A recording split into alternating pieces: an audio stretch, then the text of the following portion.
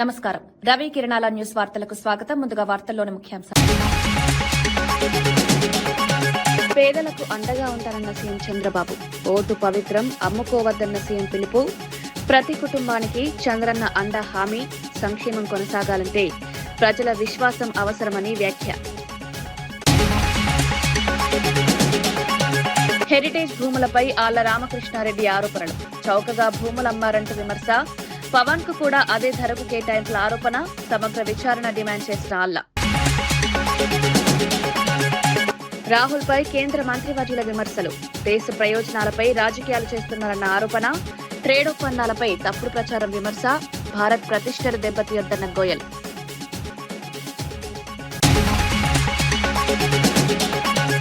అప్పులపై ప్రభుత్వంపై కారుమూరు విమర్శ. 20 నెలల్లో భారీ అప్పుల ఆరోపణ. పథకాల కోసం నిధులు లేవన్న ప్రభుత్వ విమర్శ. ఆర్థిక పారదర్శకత కోరిన వైసీపీ నేత.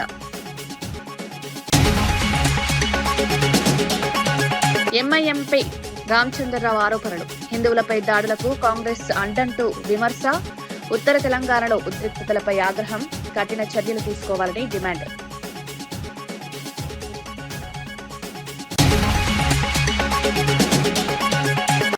ఎక్కడ పేదవాడుంటే అక్కడ నేనుంటానని సీఎం చంద్రబాబు స్పష్టం చేశారు. ప్రజల సంక్షేమమే తన ప్రభుత్వ లక్ష్యమన్నారు. నెలకు డబ్బులు తీసుకుని రేపు ఓటేయకపోతే మీకు మంచి జరుగుతుందా అని ప్రశ్నిస్తూ రాజకీయాల్లో చైతన్యం అవసరమన్నారు. ఓటు హక్కు పవిత్రమైందని, దాన్ని అమ్ముకోవద్దని సూచించారు. పేదల సంక్షేమ పథకాలు, అభివృద్ధి కార్యక్రమాలు కొనసాగాలంటే ప్రజల విశ్వాసం అవసరమన్నారు. గ్రామాల్లో, పట్టణాల్లో మౌలిక వసతుల అభివృద్ధి, యువతకు ఉపాధి అవకాశాలు, రైతులకు సహాయం అందిస్తామని వివరించారు. ప్రజల ఆశీర్వాదంతో రాష్ట్రాన్ని ముందుకు తీసుకువెళ్తామన్నారు. నేను ఏమీ కోరుకోవడం లేదు, మీరు బాగుండాలి, మీ పిల్లల భవిష్యత్తు బంగారు భవిష్యత్తు కావాలి. ఎక్కడ పేదవాడుంటే వాళ్ళ దగ్గర నేను ఉంటానని మరొక్కసారి మీ అందరికీ హామీ ఇస్తున్నా. వెనుకబడిన ప్రాంతాలకు అండగా ఉంటా, పేదలకు అండగా ఉంటా, నిరుపేదలకు తోడుగా ఉంటా. రైతన్నకి వెన్ను దట్టి నిలబెట్టి రైతే రాజుగా చేస్తాను. నంది అవార్డులపై చేసిన వ్యాఖ్యలతో వివాదంలో నిలిచిన నిర్మాత వంశీ నందిపాటి క్షమాపణలు కోరారు. నందులను పందుల్లా పెంచారని అన్న వ్యాఖ్యలపై తీవ్ర విమర్శలు రావడంతో స్పందించారు. ఎవరిని అవమానించాలనే ఉద్దేశం లేదని, ఆవేశంలో మాట్లాడిన మాటలు తప్పుగా అర్థమయ్యాయని అన్నారు. నంది అవార్డులు తెలుగు సినిమా గౌరవానికి ప్రతీక అని పేర్కొన్నారు. తన వ్యాఖ్యలతో ఎవరికైనా మనస్తాపం కలిగితే క్షమించాలని విజ్ఞప్తి చేశారు. భవిష్యత్తులో మాటల్లో జాగ్రత్త వహిస్తారని హామీ ఇచ్చారు. వివాదానికి ముగింపు పలుకుతూ తెలుగు చిత్రసీమ అభివృద్ధి కోసం అందరూ కలిసి పనిచేయాలని పిలుపునిచ్చారు. తెలుసన్నారా తెలియకన్నారా దాని గురించి రేపు మళ్ళీ ప్రెస్ మీట్ పెట్టకుండా దాని గురించి ఇప్పుడే క్లారిఫికేషన్ బాగుంటుందని ఉద్దేశం మిమ్మల్ని అంటే సురేష్ గారు ఇందులో పర్సనల్ గా చెప్పడానికి ఏంటంటే, పాపం ఆయన క్రియేట్ చేసి అన్నది కాదు.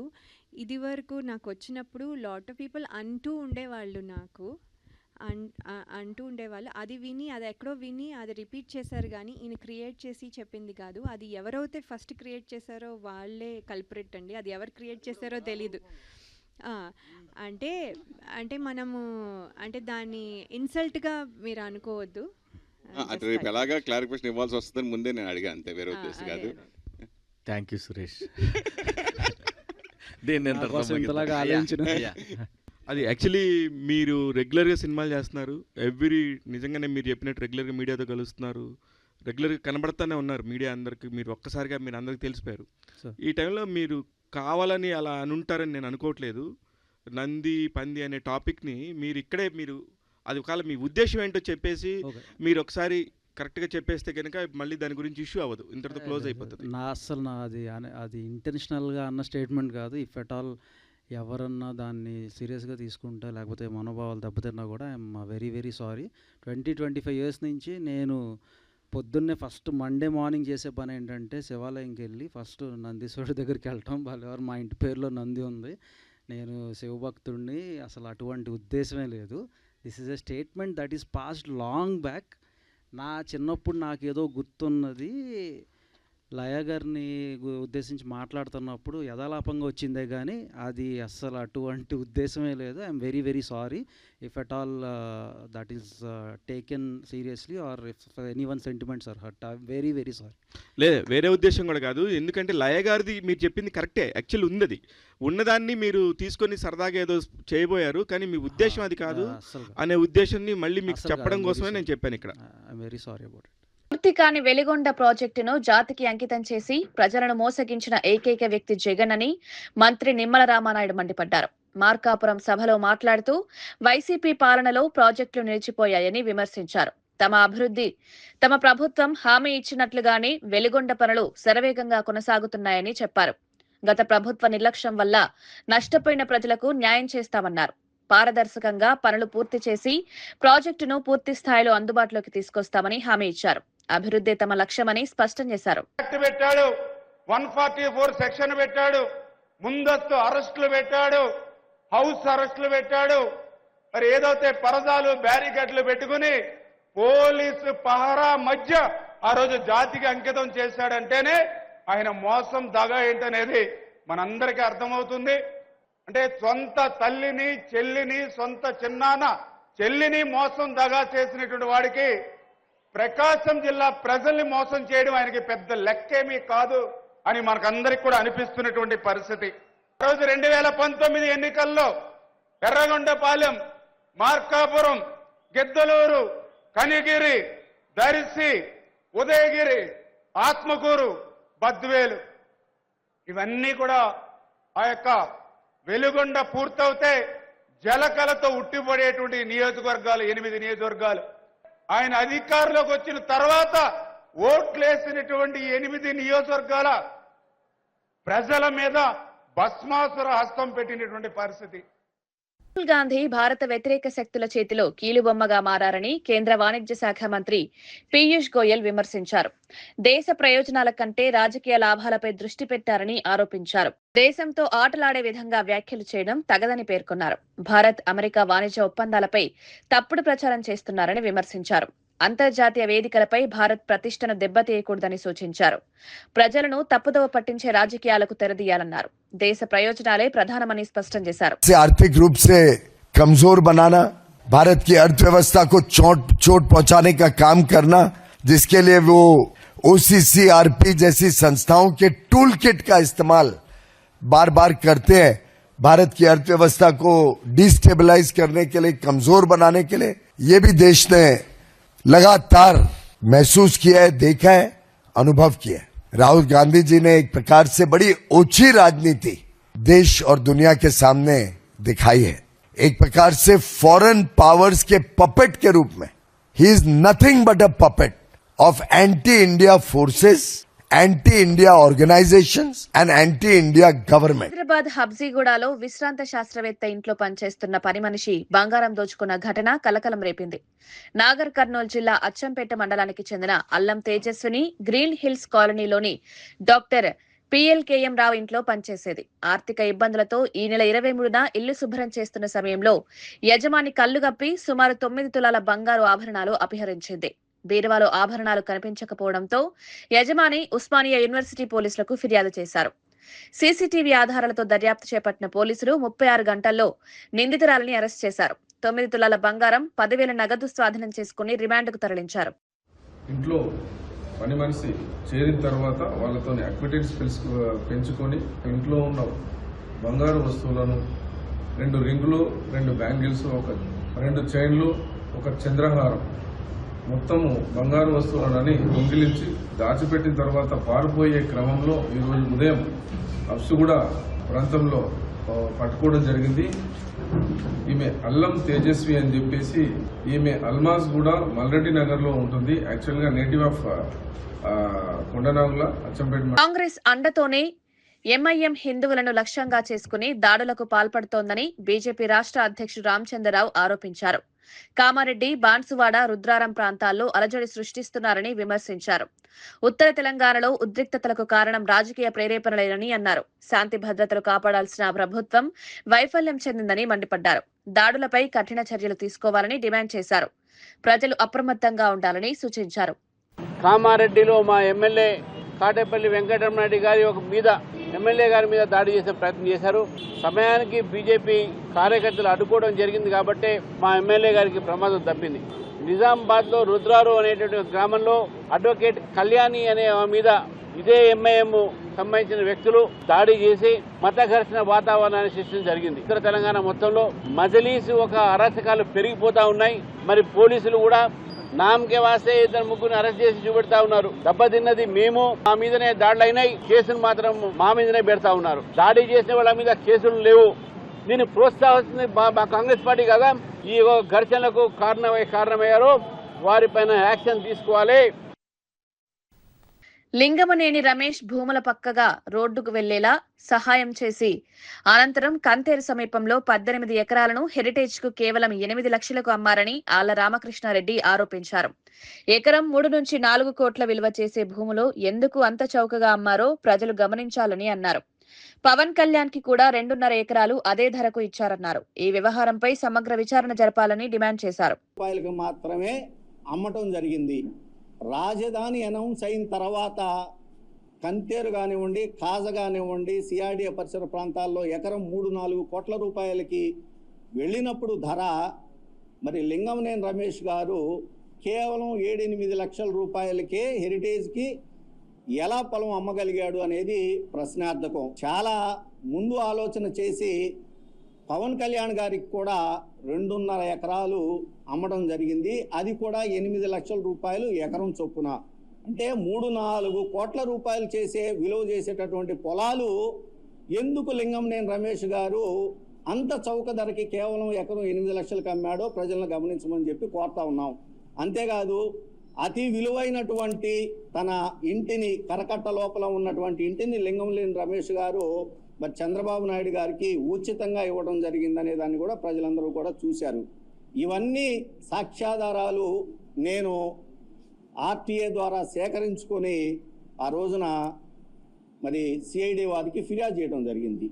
దాని తర్వాత సిఐడి వారు మరి వాళ్ళు కూడా వాళ్ళ సాక్ష్యాధారాలను సేకరించుకొని ఎఫ్ఐఆర్ నమోదు చేయడం జరిగింది.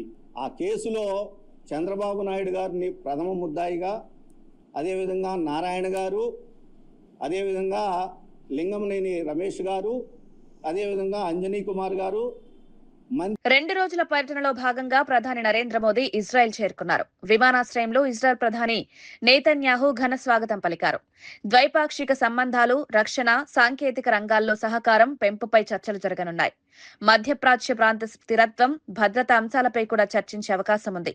భారత్ ఇజ్రాయెల్ సంబంధాలు మరింత బలోపేతమవుతాయని అధికారులు తెలిపారు.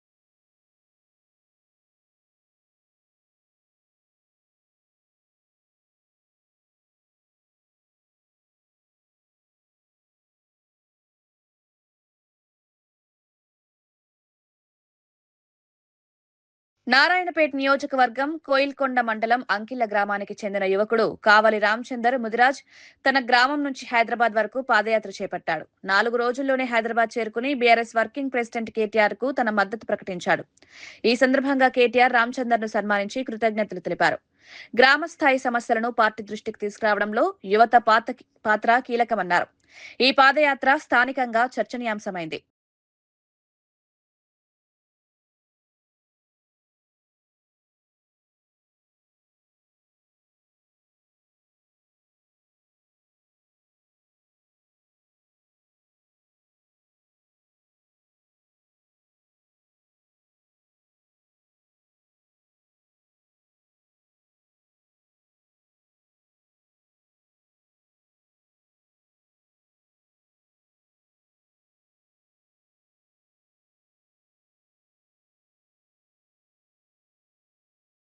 తాను ముస్లింలను తిట్టానని కాంగ్రెస్ నాయకులు అసత్య ప్రచారం చేస్తున్నారని ఎమ్మెల్యే కౌశిక్ రెడ్డి ఆరోపించారు.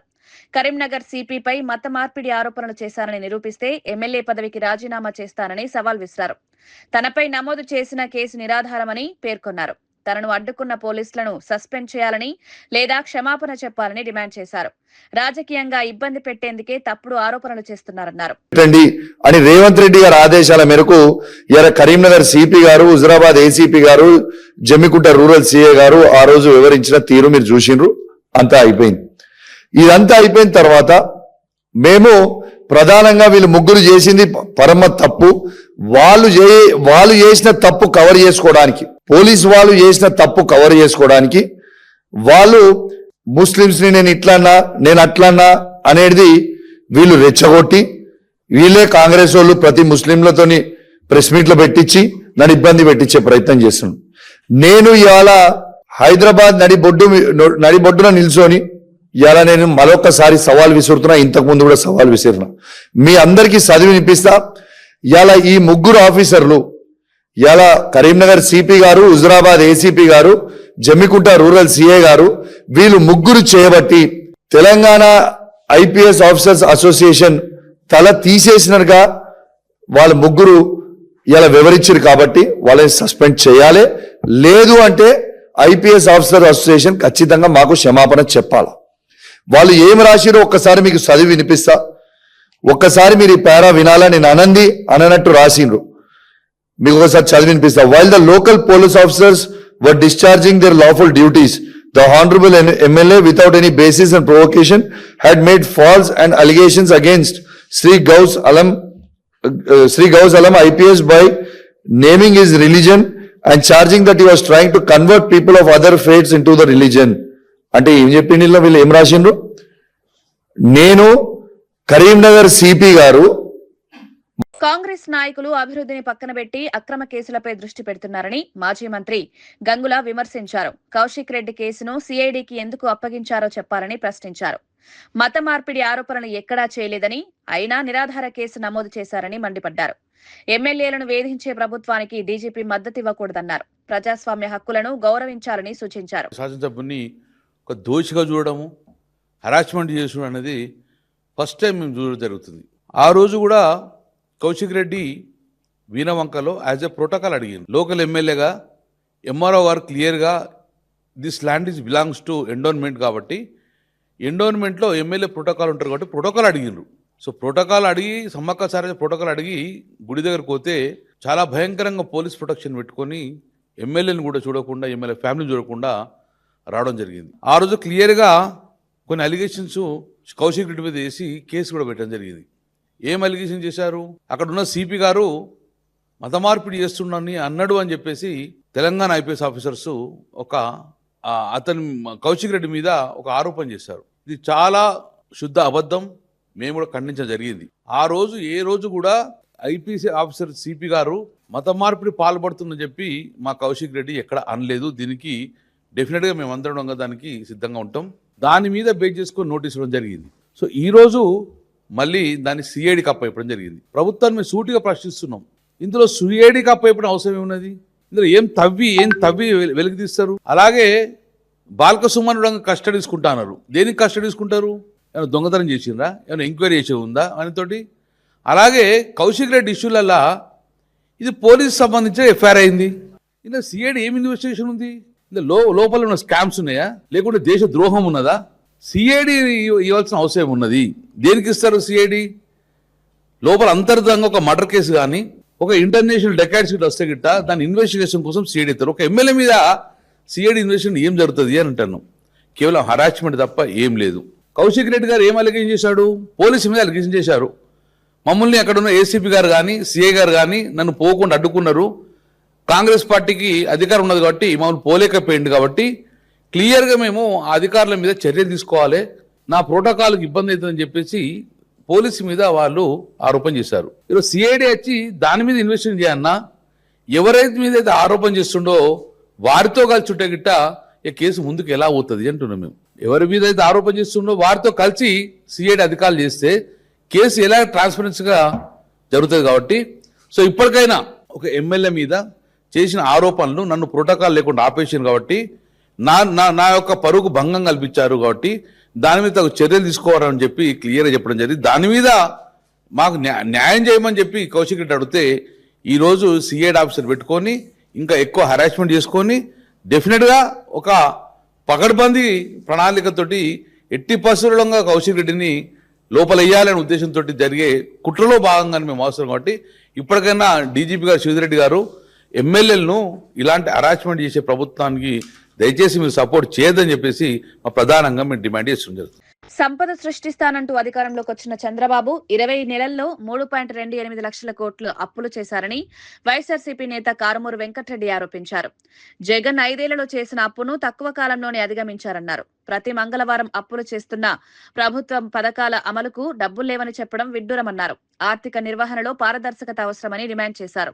ప్రజలకు నిజాలు చెప్పాలని కోరారు. నాయుడు ఎన్నికల్లో గెలవటం కోసం చెప్పినటువంటి తప్పుడు మాటలు. దీంతో పాటు జగన్మోహన్ రెడ్డి గారి ప్రభుత్వం 60 నెలల కాలంలో దాదాపు 2 సంవత్సరాలు కోవిడ్ ఉన్నా కూడా కేవలం 3,30,000 కోట్ల రూపాయల అప్పులు మాత్రమే చేస్తే 14 లక్షల కోట్లు అయ్యింది, 10 లక్షల కోట్లు అయ్యిందని చెప్పి నోటికి ఏదొస్తే అది గాలివాగుడు వాగింది కూడా ఏదైతే మన ప్రస్తుత ముఖ్యమంత్రి అప్పుడు అపోజిషన్ లీడర్ గా ఉన్నటువంటి చంద్రబాబు నాయుడు గారు. మరి ఈయన ఏం చేశాడయ్యా అంటే ఇప్పటికీ 20 నెలల కాలం ఈయన అధికారంలోకి వచ్చి జూన్ 4, 2024 నిన్న మంగళవారం 24/2/2026 నిన్న మంగళవారంతో ఈ మంగళవారం ప్రభుత్వం చేసిన అప్పులు ఏదైతే ఈ 20 నెలల 15 రోజుల్లో వీళ్ళు చేసినటువంటి అప్పులు 3,28,321 కోట్లు. ఎంత? వీళ్ళు ఈ 20 నెలల కాలంలో చేసిన అప్పు 3,28,321 కోట్లు. జగన్ గారు 5 సంవత్సరాల్లో చేసింది 3,30,000 కోట్లు అయితే వీళ్ళు 20 నెలల్లో అప్పు చేశారు. ఎంత దుర్మార్గం చూడండి. సంపద సృష్టి అంటే ఇదేనా చంద్రబాబు నాయుడు గారు? ఎంత ఎక్కువ అప్పులు చేస్తే, ఎన్ని మంగళవారాలు అప్పులకి వెళ్తే అంత సంపద వచ్చిద్దా? కానీ ఆ పత్రికల్లో మాత్రం వార్తలే రాయరు. మొత్తం అప్పులు చూడండి. బడ్జెట్ లోపల అప్పులు 1,79,264 కోట్లు, కార్పొరేషన్ల పేరుతో తీసుకొచ్చినప్పుడు 1,01,670 కోట్లు, అమరావతి అప్పు 47,347 కోట్లు, మొత్తంగా 3,28,321 కోట్లు అప్పు 20 నెలల కాలంలో చేశారు. అంటే నెలకి 16,416 కోట్లు అప్పు చేస్తున్నారు. రోజుకి 547 కోట్ల అప్పు, గంటకి 22.79 కోట్ల అప్పు, అంటే నిమిషానికి 38 లక్షల అప్పు. నిమిషానికి చంద్రబాబు నాయుడు గారు చేస్తున్న అప్పు 38 లక్షలు, గంటకి 22,79 లక్షలు, రోజుకి 547 కోట్లు ప్రతిరోజు చేస్తున్న అప్పు. ఒక్క రోజు అప్పుతో ఒక్క మెడికల్ కాలేజ్ కట్టొచ్చు, కానీ ఒక్క మెడికల్ కాలేజ్ కట్టడానికి డబ్బులు లేవు. ఒక్క ఫీజు రియంబర్స్మెంట్ ఇవ్వడానికి డబ్బులు లేవు, వసతి దీవెన ఇవ్వడానికి డబ్బులు లేవు, ఆరోగ్యశ్రీ ఇవ్వడానికి డబ్బులు లేవు, ఏదైతే ఆడబిడ్డ నిధికి ఇవ్వడానికి 1,500 నెలకి ఇవ్వడానికి డబ్బులు లేవు, నిరుద్యోగ వృత్తి ఇవ్వడానికి 3,000 ఇవ్వడానికి డబ్బులు లేవు, ప్రభుత్వ ఉద్యోగులకు డిఏ ఇవ్వడానికి డబ్బులు లేవు, పీఆర్సీ వేయడానికి కమిషన్ చైర్మన్ లేడు, వాళ్ళకి ఇవ్వాల్సినటువంటి బకాయిలు ఇవ్వడానికి డబ్బులు లేవు. చేనేతలకు నువ్వు ఇస్తాను 25,000, ఇప్పటి వరకు ₹1 ఇవ్వాల. ఏదైతే కాపు నేస్తం లేదు, ఈబీసీ నేస్తం లేదు, పథకాలన్నీ గోవిందా. అప్పులు మాత్రం బట్టెడు అప్పులు, ఎంతగా అంటే అంత అప్పులు చేసి రాష్ట్రాన్ని దివాళా దించేశాడు చంద్రబాబు నాయుడు గారు. 20 నెలల కాలంలో రోజుకి 547 కోట్లు అప్పు చేస్తున్నామంటే ఏం చేస్తున్నావు చంద్రబాబు నాయుడు? ఏం చేస్తున్నారు మీరు అప్పులు? ఇది కదా మీరు ఈ అప్పులు తెచ్చి దోపిడీ చేసుకుంటున్నారు, దోచుకుంటున్నారు. 1000 కోట్ల అయ్యే కాంట్రాక్ట్ పనులకు 10,000 కోట్లకు అప్పచెప్పి దోచుకుంటున్నారు. అమరావతిలో కిలోమీటర్ రోడ్డు వేయడానికి 180 కోట్లు అని చెప్పి దోపిడీ, అన్ని ప్రైవేట్ పరం చేస్తున్నారు. మళ్ళీ ఇంత అప్పు చేసి ఏం చేస్తున్నారో తెలియదు. సో రోజుకి 547 కోట్ల అప్పు చంద్రబాబు నాయుడు గారు చేసి రికార్డు సృష్టించాడు. ఇంకా భవిష్యత్తులో ఎవరు ఎంత అప్పులు చేయరు, ఏ రాష్ట్రం కూడా చేయదు. దీంట్లో మాత్రం చంద్రబాబు నాయుడు గారు రికార్డు సృష్టించాడని చెప్పొచ్చు. తిరుమల లడ్డూ వ్యవహారంలో భక్తులను తప్పుదారి పట్టించారని మాజీ ఎమ్మెల్యే కాసు మహేష్ రెడ్డి ఆరోపించారు. జంతు కొవ్వు ఉపయోగించారన్న ఆరోపణలు సిట్ నివేదికలో తేలలేదని చెప్పారు. 2014 నుంచి ఇప్పటి వరకు నెయ్యి కొనుగోళ్లపై సమగ్ర సిబిఐ విచారణ జరపాలని డిమాండ్ చేశారు. భక్తుల విశ్వాసాన్ని కాపాడాల్సిన బాధ్యత ప్రభుత్వానిదని అన్నారు. నిజాలు వెలుగులోకి రావాలని కోరారు. In 2024, Mr. Chandrababu Naidu Garu had stooped to the lowest level and used religion and Lord Balaji into politics. He had made a passing comment that adulterated ghee with cow fat, pig fat or fish oil had been supplied to TTD.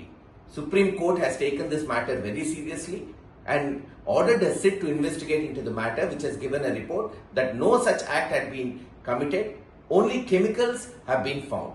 We are only asking one question. In July 2024, Mr. Chandrababu Naidu Garu had appointed JEO and EO, whomever he preferred as officers. After they came and took the charge, adulterated ghee was supplied. If anybody is to be held responsible, it is this government and Mr. Chandrababu Naidu Garu who should be held responsible for supplying adulterated ghee to TTD. But instead of doing this and suspending such officers, he tried to target. వార్తలు ముగించే ముందు ముఖ్యాంశాలు మరోసారి. పేదలకు అండగా ఉంటారన్న CM Chandrababu. Vote పవిత్రం, అమ్ముకోవద్దన్న CM పిలుపు. ప్రతి కుటుంబానికి చంద్రన్న అండ హామీ. సంక్షేమం కొనసాగాలంటే ప్రజల విశ్వాసం అవసరమని వ్యాఖ్య.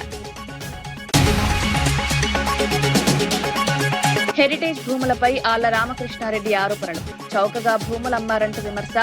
పవన్ కు కూడా అదే ధరకు కేటాయింపుల ఆరోపణ. సమగ్ర విచారణ డిమాండ్ చేసిన ఆళ్ల. రాహుల్ పై కేంద్ర మంత్రివర్యుల విమర్శలు. దేశ ప్రయోజనాలపై రాజకీయాలు చేస్తున్నారన్న ఆరోపణ.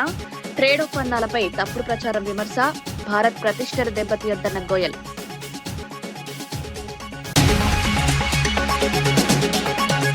అప్పులపై ప్రభుత్వంపై కారుమూరు విమర్శ. 20 నెలల్లో భారీ అప్పుల ఆరోపణ. పథకాల కోసం నిధులు లేవన్న ప్రభుత్వ విమర్శ. ఆర్థిక పారదర్శకత కోరిన వైసీపీ నేత. ఎంఐఎంపై రామచంద్రరావు ఆరోపణలు. హిందువులపై దాడులకు కాంగ్రెస్ అండంటూ విమర్శ. ఉత్తర తెలంగాణలో ఉద్రిక్తతలపై ఆగ్రహం. కఠిన చర్యలు తీసుకోవాలని డిమాండ్.